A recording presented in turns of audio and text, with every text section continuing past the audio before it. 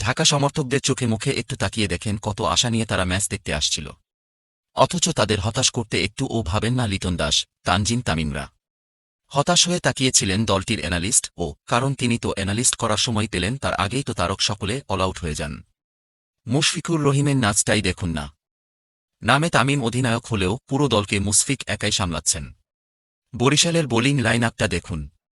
এই bowling line আপের সামনে টিকে থাকতে পারল না ঢাকা ক্যাপিটালস। দিনের ম্যাচটিতে চিটাগাং কিংস জয়ের পর আগেই ছিটকে গিয়েছে ঢাকা ক্যাপিটালস। বিদায় নিশ্চিত হওয়ায় ফরচুন বরিশালের বিপক্ষে চাপহীন ক্রিকেট খেলার সুযোগ পেয়েছিল ঢাকার ক্রিকেটাররা। কিন্তু এমন ম্যাচে মোহাম্মদ নাবি, তানভীর, ফাহিম আশরাফের বোলের তোফের মুখে পড়ে। ফরচুন বরিশাল এতটাই চাপের সৃষ্টি করে যে ঢাকা ক্যাপিটালস মাত্র ৭৩ রানে অল আউট হয়ে যায়। মিরপুরে টস হেরে ব্যাটিং করতে নেমে ১৫ ওভারে গুটিয়ে যান লিটন দাসরা। দলের হয়ে সর্বোচ্চ ১৫ রান আসে অধিনায়ক পেরেরার ব্যাট থেকে। দুঃখিত সাকিব খান, বড় আশা নিয়ে আপনি বিপিএলে এসেছেন। আপনার জন্য শুভকামনা রইল, পরবর্তীতে যেন ভালো কিছু করতে পারেন।